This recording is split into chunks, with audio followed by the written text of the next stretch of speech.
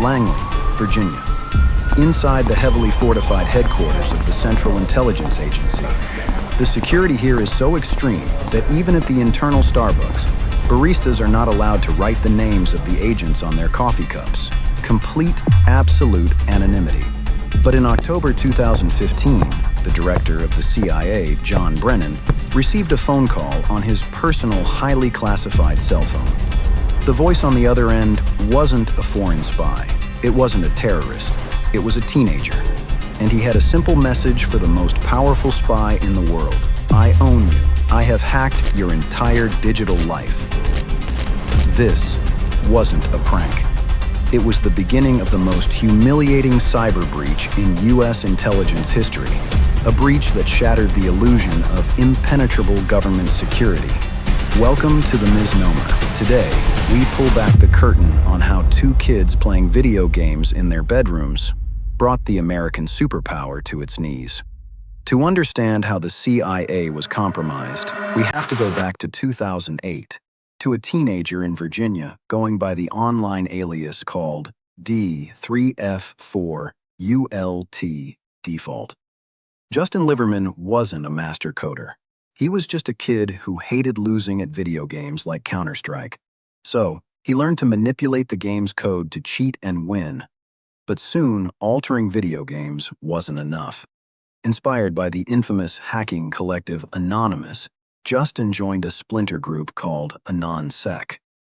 They didn't just hack, they built botnets, armies of infected computers controlled by a single master. His first major target? A Canadian medical college. Using his botnet, Justin infiltrated their financial systems and found over $9 million in student debt. With a few keystrokes, he deleted it all. The system was paralyzed, but Justin's hacking soon turned vindictive. In 2014, when Denmark passed a highly controversial animal rights law, Justin, a devoted dog owner, was furious. He didn't protest with signs. He used his botnet to completely shut down the Danish government's official websites, leaving a massive message exposing their laws. The pressure was so intense, the government eventually had to reverse the decision. Justin was getting good. To hide his tracks, he refused to use standard Wi-Fi. He installed a remote satellite connection miles away from his house, routing his internet through an encrypted private network. His computer was so heavily fortified with security layers it took 30 minutes just to turn on. He thought he was a ghost. But in 2013, everything changed. Edward Snowden, an NSA contractor, blew the whistle on the U.S. government. He revealed that intelligence agencies, specifically the NSA and CIA, were secretly monitoring the private data of millions of ordinary citizens. The public was outraged. Justin was furious. The very government that preached national security was spying on its own people.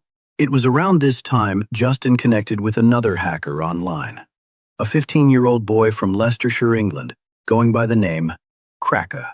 Cracka was angry about U.S. foreign policy in the Middle East. Justin wanted revenge for the invasion of privacy. Together, they formed a group called Crackas with Attitude, and they set their sights on the absolute top of the food chain. You might think hacking the director of the CIA requires million-dollar software or complex algorithms. It doesn't. It requires human manipulation, a tactic known as social engineering. Cracka used reverse public record searches to find John Brennan's personal cell phone number. He discovered the number belonged to the Verizon network. Cracka called Verizon customer support, pretending to be a Verizon technician. He claimed his tools were down and needed a customer's details to fix an issue. The Verizon employee asked for a V code, an internal employee PIN. Cracka already had it from a previous, smaller breach. Just like that, the employee handed over the CIA director's account number, backup phone number, home address, and the last 4 digits of his bank card. Now, Cracka had the keys to the kingdom.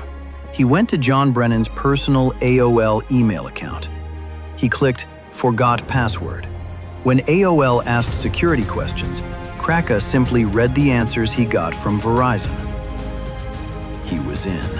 The personal email of the CIA director was wide open to a teenager in England. Inside, Cracka found a goldmine of top-secret clearance applications, the personal data of top CIA officers, social security numbers, classified government instructions. Brennan quickly realized he was compromised and deactivated his account, but it was too late. Cracka had already downloaded the entire archive.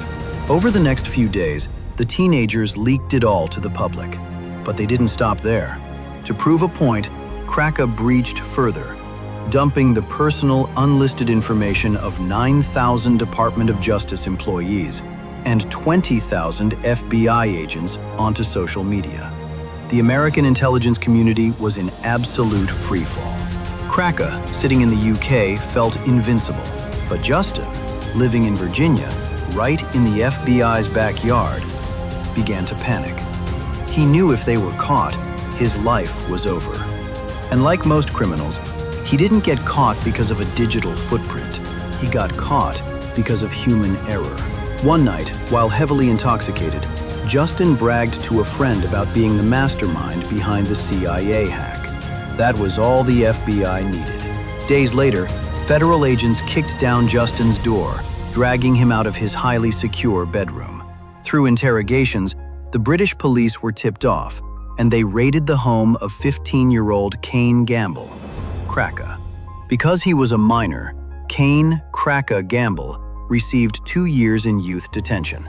Justin Liverman, despite not doing the direct hacking of the CIA director, was sentenced to 5 years in federal prison for his role in the conspiracy. Both are free today, reportedly working in the cybersecurity sector. They went to prison, but they left the world with a chilling reality check.